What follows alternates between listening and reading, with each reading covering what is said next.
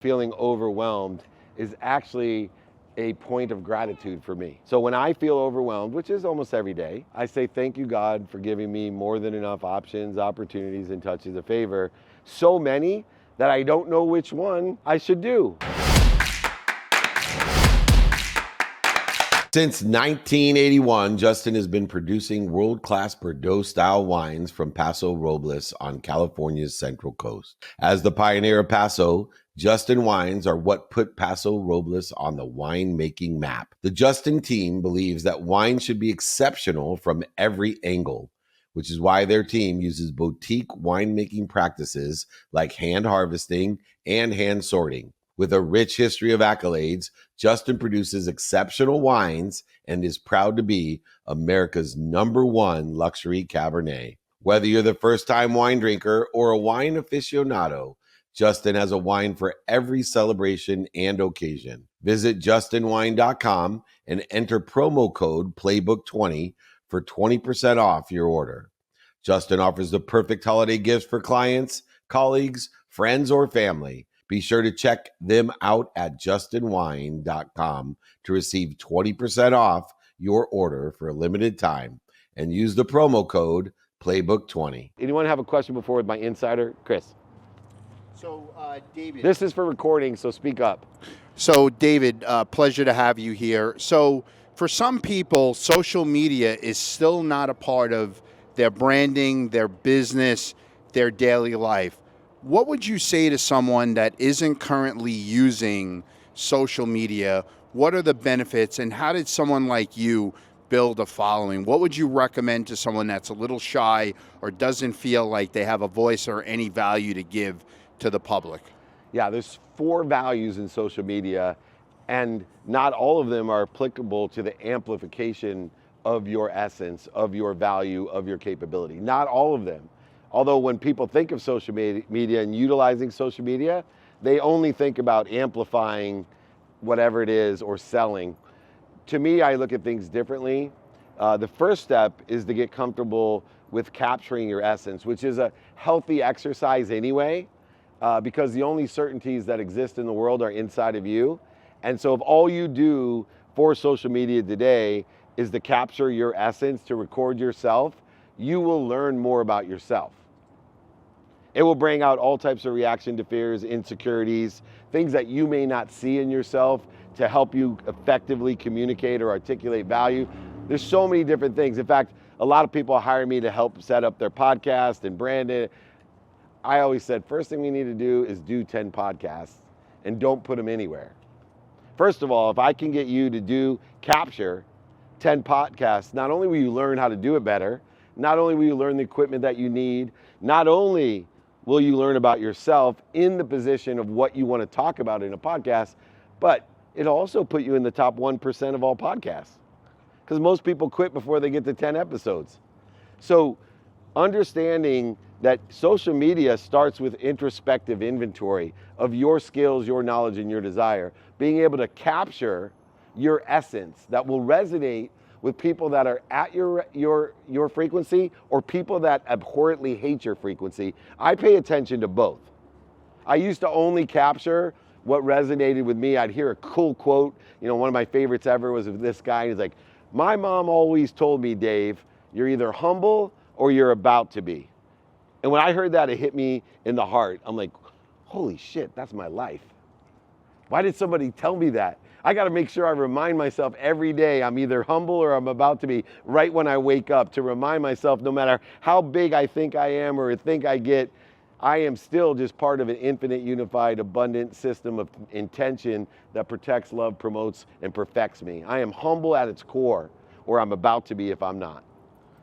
But what I didn't learn till later on, understanding social media and capturing, is when I capture something of myself or of somebody else, or I see something that's been captured of someone else, if I hate it, if it bugs me, if I look at it and go, oh man, I don't want anyone ever to see that video, or I see something on the internet, I'm like, what an idiot. That is the stupidest thing that pisses me off. I pay a special attention to both. I do research and I ask myself, why does that bother me?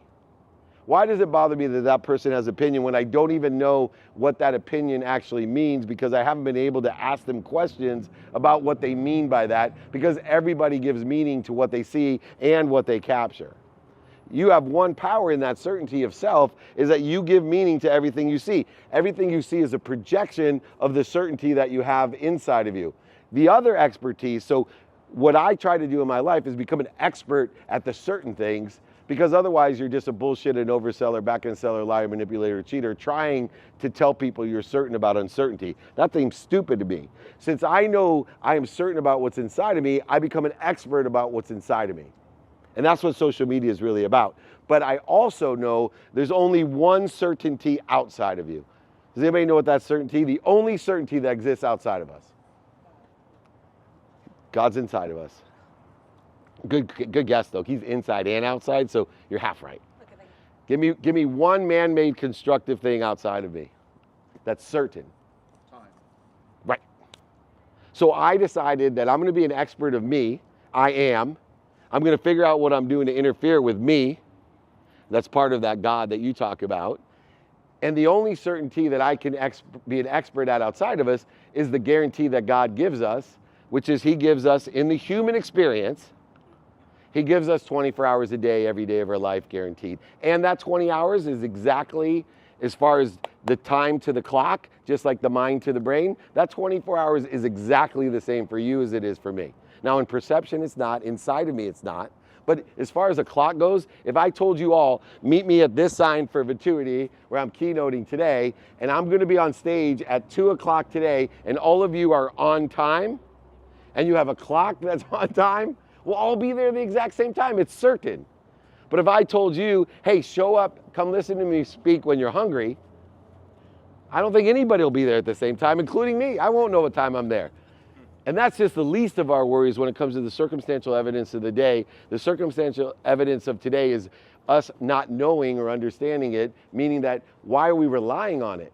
So many people quit because there's no evidence, and even more people, they quit because the evidence they see each day is contrary to where they think they want to be or better. When it's bullshit, it's not certain. The evidence that you see is not certain, other than if it's, the 30 seconds. That could be evidentiary in a sense, and it will be 30 seconds. But everything else is about the meaning that we give it or project from inside of us. And so become experts of two things. Experts of self and experts of time, man-made constructive time. And if you are expert of self and expert of time, you will live in the divine. You will live as part of the unified abundant system of intention that we all belong to, with something bigger than us that knows everything, even the evidence, is all powerful. Will give you more energy when you figure out what you're doing to interfere with, and then people will believe, even when you're as old and out of shape as me, you will blow everyone away. They will not be able to keep up with you. My 25-year-old self was in incredible physical condition. Could not keep up with me today, I promise you, because I've learned not to interfere with an all-powerful source of energy that I had when I was 25, but I had so much physical capability, and being young, I could interfere with it so much and not be as tired as I am today if I interfere with it this much. And so becoming and understanding I am, how is it relative to man-made constructive time, in the divine direction, in the divine detours, in the divine time, all knowing that we don't know or understand it because we ourselves only have two certainties. Self and meaning that exists inside of us, right? I talk about behavior. Someone asked me today on my training, give me an example of how your good behavior could be my bad behavior and your bad behavior could be my good behavior. Because I said good behavior is self. Good behavior is aligned with where you want to be, not where I want to be. Bad behavior is that which interferes with where you want to be, not what's missing, what you don't have, or what other people want for you. And so for me, good behavior, according to where I want to be or better, is waking my ass up at 4 a.m. every day or earlier and having an unwinding routine at 9 p.m. Pacific time. Now, that's because I know where I want to be or better, and that aligns with that. But if you want to do something that's different, like where you want to be or better is to be able to do something at 2 in the morning, I don't think waking up at 4 in the morning is going to be a good idea. I think that'll be bad behavior because it'll interfere with where you want to be or better in whatever activity you want to do at 2 a.m., which is your choice.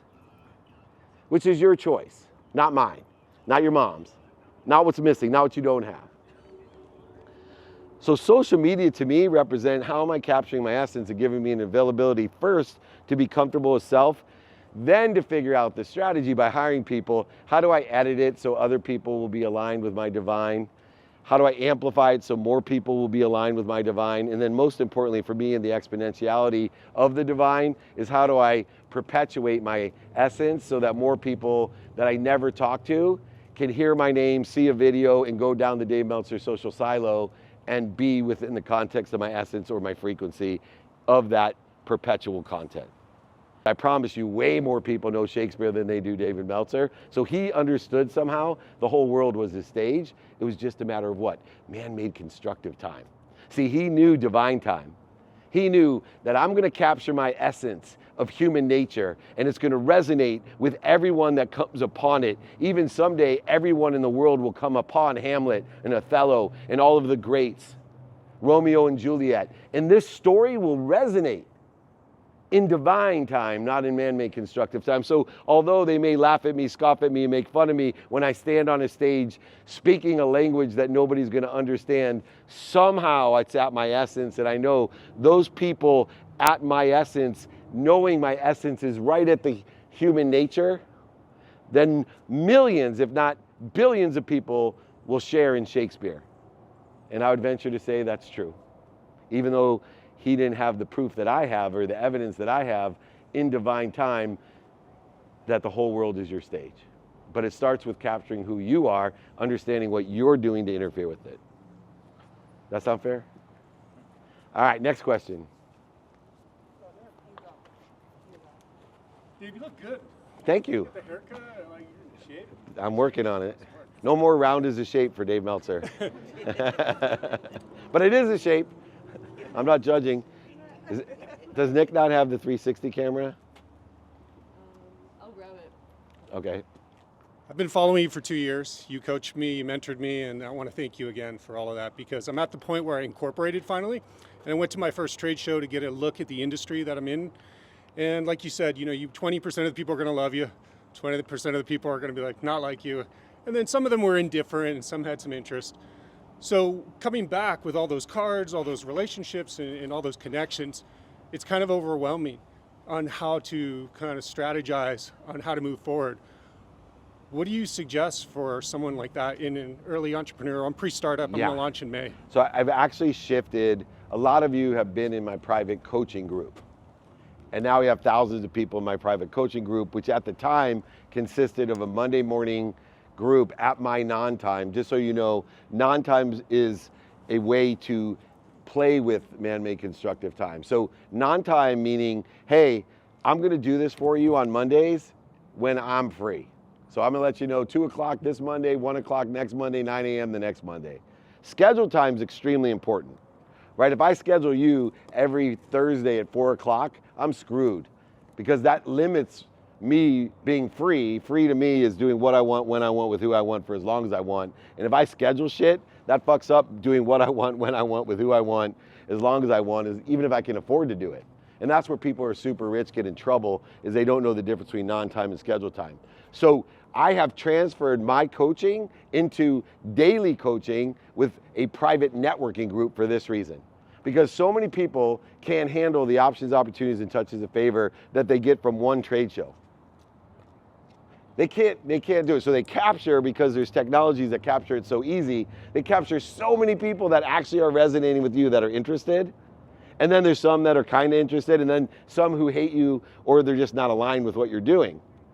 So I've created a private networking group that says, hey, look, join a curated group of people, have access to me every day. Not just counting Mondays, I'll make myself available still on non-time, but every single day. Join the private networking group so when you come home from this, you can have a 4-step distribution model or an execution model that says, I capture no matter where I am, in person, on the phone, via email or media, social or traditional, I capture all options, opportunities, and touches of favor.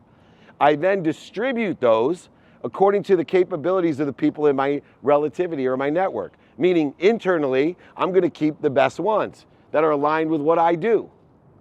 And then I'm gonna distribute externally to the people that have the capabilities to best suit the options, opportunities, and touch of favor. Life insurance, solar, rental property, whatever it would be. And I'm going to use an overlap agreement, which is a virtual handshake.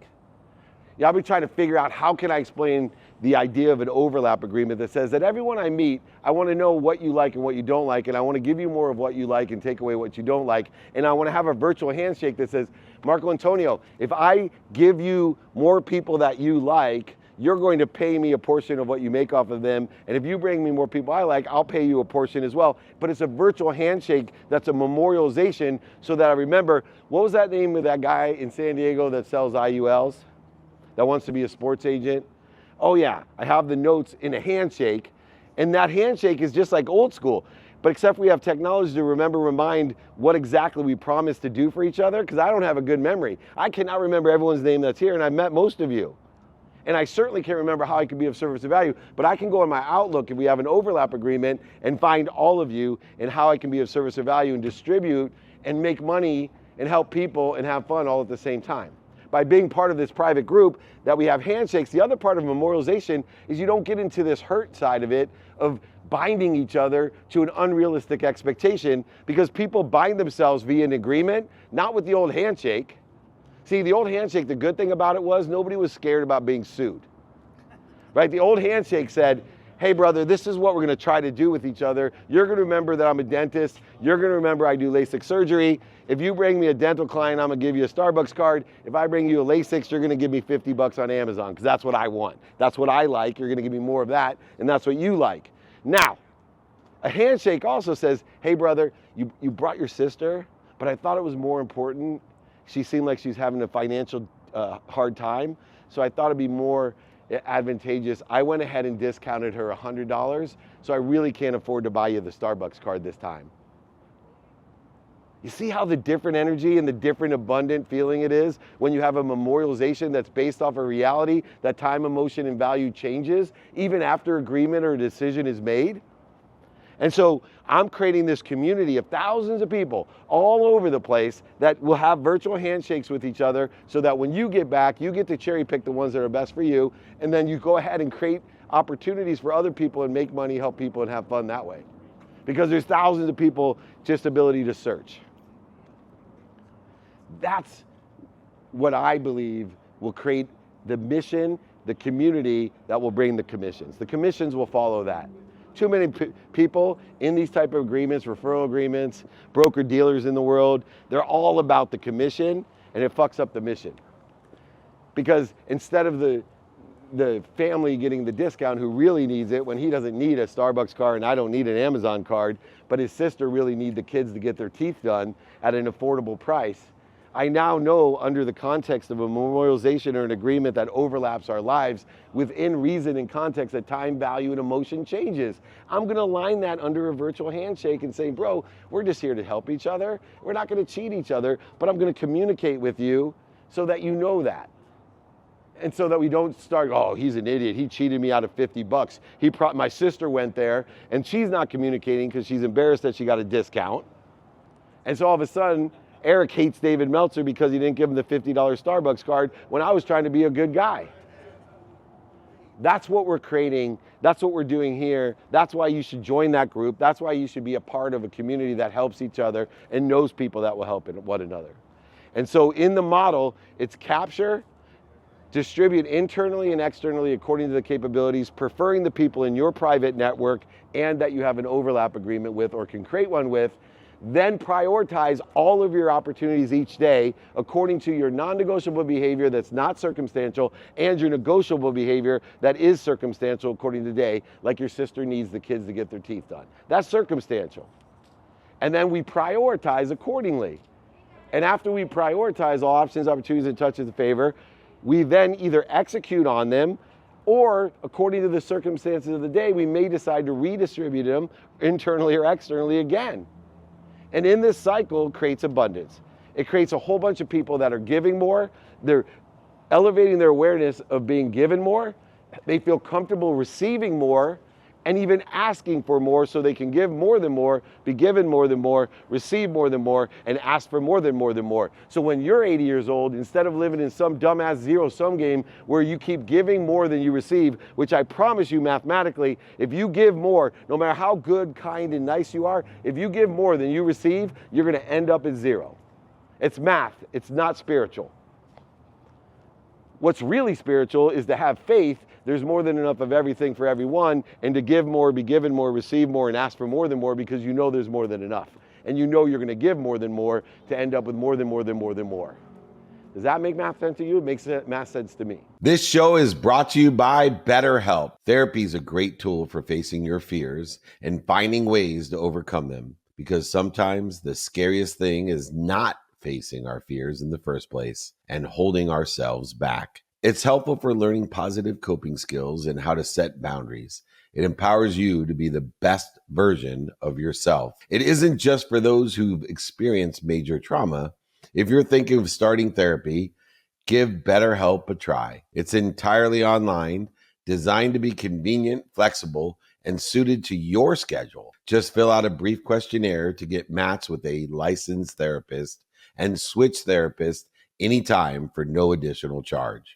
Overcome your fears with BetterHelp. Visit BetterHelp.com/playbook today to get a 10% off your first month. That's BetterHelp, HELP.com/playbook. Imagine starting a small business, your first customer, first hire, first real paycheck.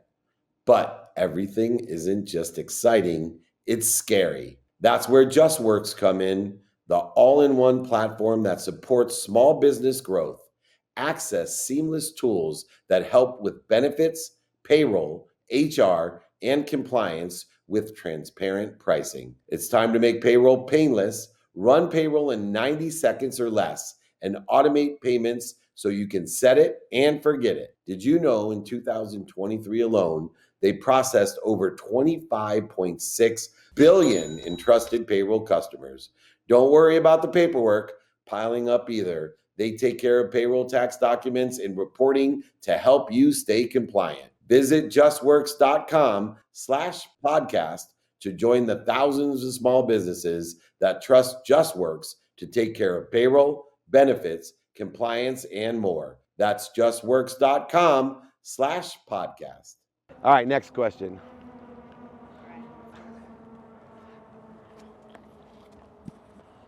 All right, so Do you know as I get older, I must spit more, Colleen, because people will not come close anymore. When I was young, they were like right up on my shit. I feel like my law professor that used to tell me, sit in the front row, you'll learn more, and then spit all over me the entire thing. all right, well, here I am then. You Hi. can spit on me. Hi. Okay. I eat men's sweat for a living, so that doesn't scare me. Yeah. So, jiu-jitsu. Okay, so now I'm distracted. My question to you is, I know that you have a lot of coaches, and I know you have a great team. For someone who's just starting out, how did you handle the overwhelming stress? I've made a lot of mistakes in my business where I take on the stress and then it trickles into my work. Mm-hmm. And I'm like you, where I want to have a lot of fun and create like this beautiful atmosphere like you create. But I have jeopardized things because I've been so overwhelmed and it's trickled in. So before you had the coaches and the team, how did you handle that and continue? Does anyone ever feel overwhelmed still?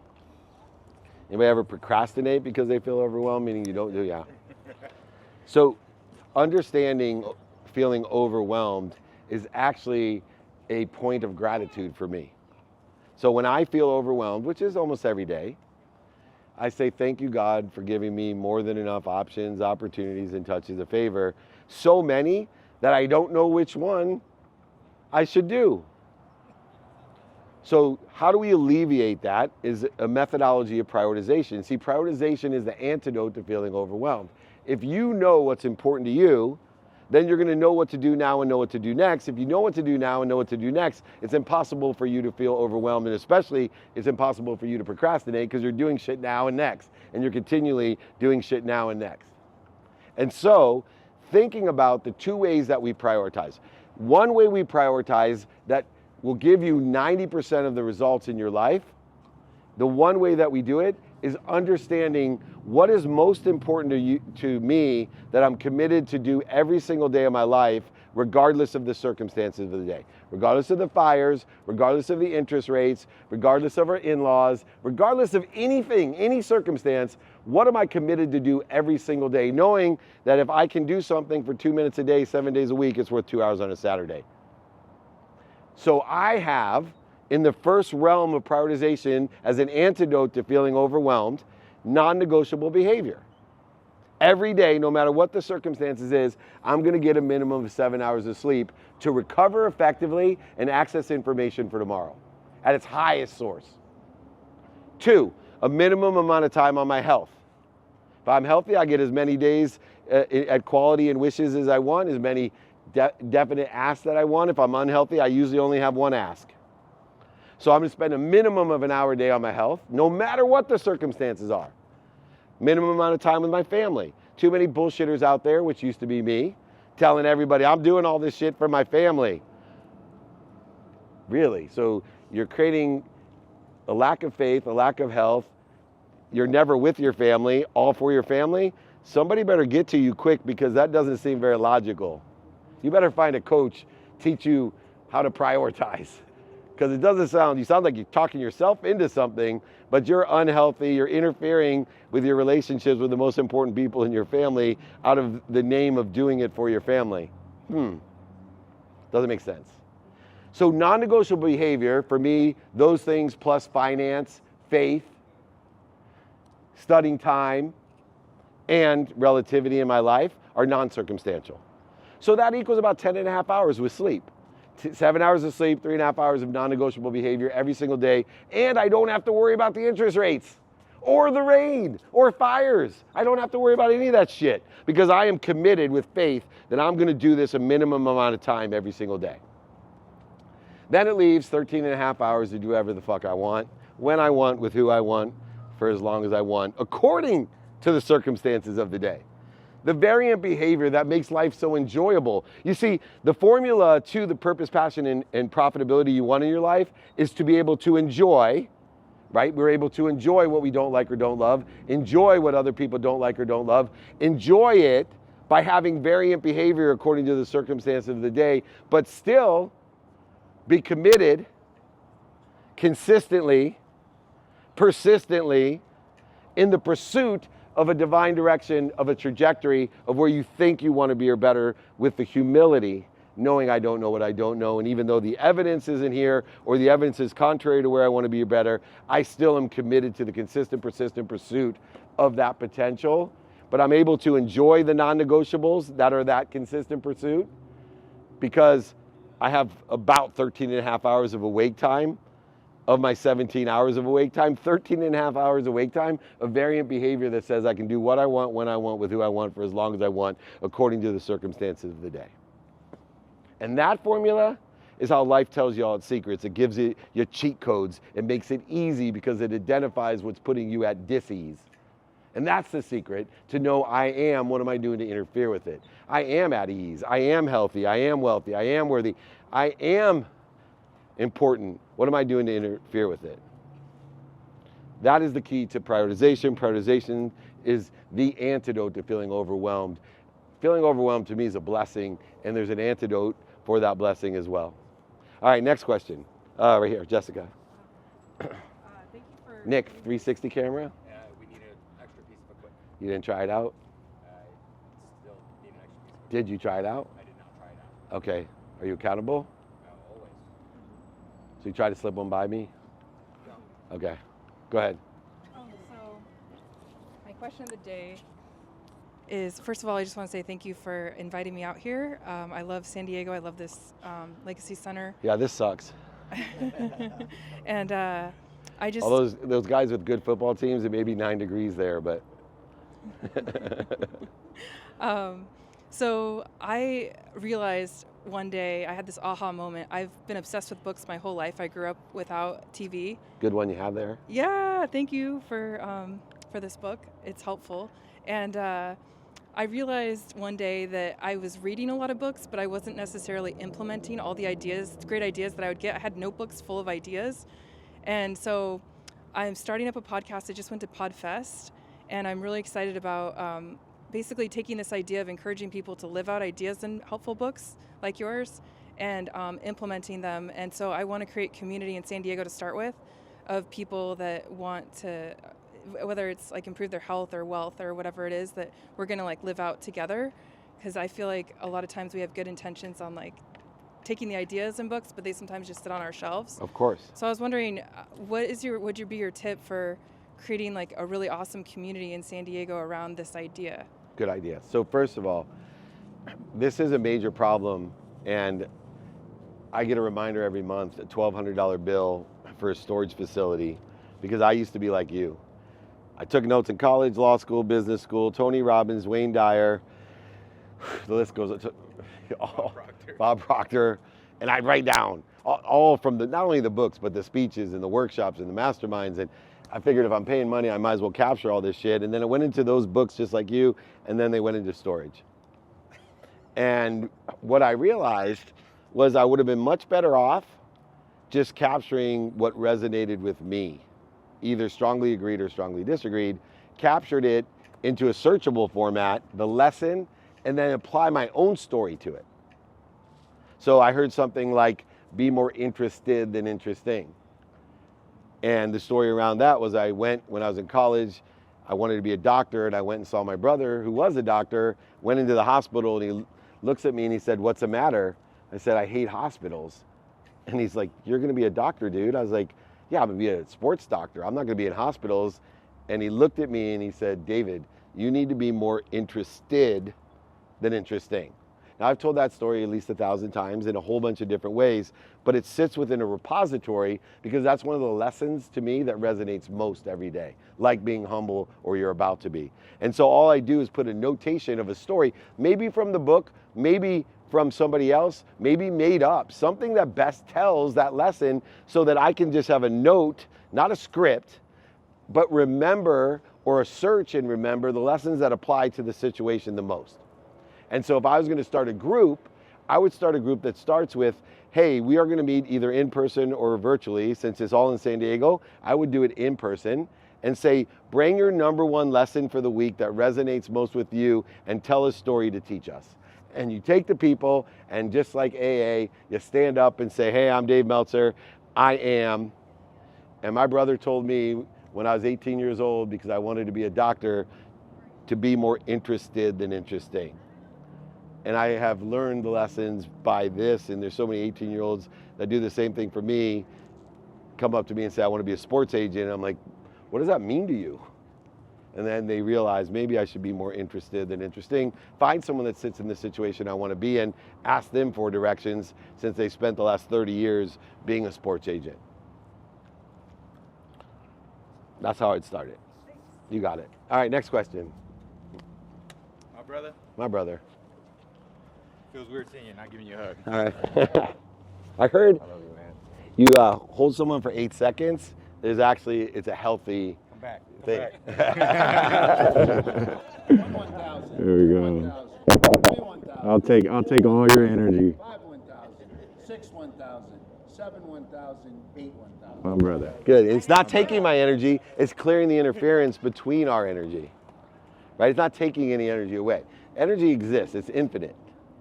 It's what are you doing to interfere with it? And if you shift your paradigm and your mindset to understand I'm just interfering with it by what I eat. Start with the 4 basics, right? What do you need to live?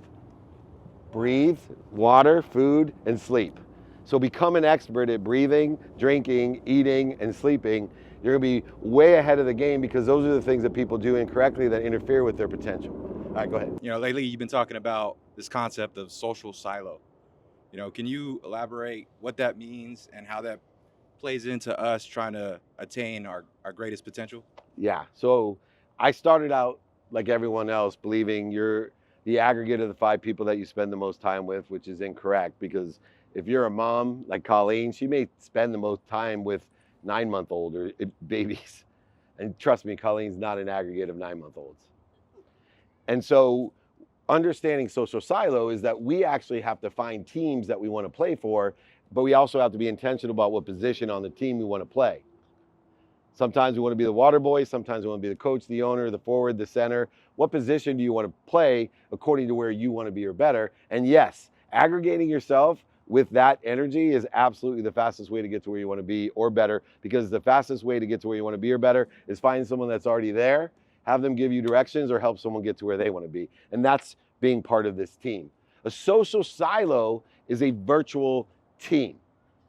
And so there's two usage, again, of a social silo, the same way as the team. So a social silo can give you directions to where you want to be or better by people who are feeding you information through technology from your social silo. So if you watch TikTok every day, you're being fed into your social silo.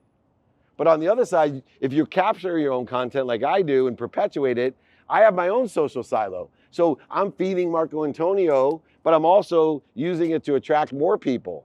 But the essence of a social silo is a team. So you have to decide, what position do you want to play on your team to what? Find people to help you get to where you want to be, or help people get to where they want to be or better. And so if the information in either direction is not feeding you in the direction that you want to be in or better, then go ahead and switch up your social silo of what you're either inputting or what you're feeding. And don't get confused on the feeding and bleeding thing. I spent many years in humility, like I said, knowing you're either humble or you're about to be, telling people, feed that which feeds you, fire or fall away that which bleeds you. Well, it's true, feed that feeds you, but what I didn't understand at that time in my life is that some things that bleed us feed us. Like a 9-year-old, right? A 9-year-old will bleed the shit out of you, but nothing will feed you more. So you have to have a subtlety and understanding of the bleeding and feeding relationship beyond. But a social silo is a team the same way as you may be here on this team or on the Virtuity team or some other team. Your social silo is getting directions to where you want to be or better, or giving directions for other people to get them to where they want to be or better, which is the fastest way to get to you to where you want to be or better in your divine direction of where you think you want to be. But if most people, they're not conscious of either. They think they're just posting and they don't realize that they're creating a social silo for people to take in who they are or get directions to where they are. And they definitely aren't aware of what they're being fed. And it is very, very powerful today because it'll keep on feeding you. It's like, oh my God, you like milk chocolate? All I'm gonna do, I know, all I'm gonna do is keep shoving milk chocolate in your face, and then you wonder why all you think about, want, or do is milk chocolate. And that's your whole social silo. That's your perception. That's the meaning that you give to life, is milk chocolate. And it's all because you haven't had an awareness to your social silo. Great question. You got it. Next. Yes, sir. Thanks. Yeah, I have like 3 business ideas, but I don't have any experience in any of those. And I'm just wondering, is it still worth doing a business plan? Is there people that will invest in you if you don't have the experience and not a lot of capital? There's a million great ideas out there. And so a lot of times we have 3 great ideas. And I'm gonna tell you what John Hennessy, the chairman of Alphabet, told me when I told him, hey, John, after I asked him for an honorary degree from Stanford, and he told me I can't handle the work. I'm like, it's honorary. He goes, you can't handle it. But I said, I got this great idea. And he said, where are you in that idea? I said, well, it's just an idea. I really don't know how to implement it, monetize it. I don't have the experience to do it, but I know it's a great idea. And he said, then it's not a great idea. It's just an idea. So you need to go find people that know how to monetize your idea, know how to implement your idea, market and sell your idea in order to facilitate. In other words, find again someone who sits in the situation that you want to be in and ask them for directions. One of the other easier things, because of the access we have to so much information, I get people like this all the time that are very passionate about a philanthropy, a cause, or a purpose, and they want to start their own 501c3. And I'm like, just search to see what already exists and go volunteer for them already. Even though it's not exactly what you want to do, you may find that that $1 billion charity has much more resource and capability in order to effectuate your idea within the context. And instead of spending all your time duplicating what's already created, you're now enhancing something that has a huge platform and impact on the world. And your idea now has exponentiality to it. The same thing holds true in business. If you haven't done the research, if you're not more interested than interesting about your idea of what ideas exist today, what businesses exist today that are synergistic, supplementary, or complementary to what you want to do in your idea, then you haven't even got started. And it doesn't mean it's a bad idea. It just means it's not a developed idea. I think that's what John Hennessy was trying to tell me. So take the time with your ideas, if it's resonating with you, and there's 3 of them, to figure out how to build that idea and prioritize it accordingly. You can go after as many businesses as you can. It's just a matter of time, by the way. So many people are like, what do you think about this? I should only be, well, not really to me. You should be non-negotiable about a minimum amount of time on whatever activity you think you want to do, which only will take up, including sleep, somewhere between 10 and 13 hours, leaving you about 11 hours at most left to do what you want, when you want, with who you want. Your whole life will be taken care of in all of your 3 businesses within the context of that consistent, persistent pursuit of your potential.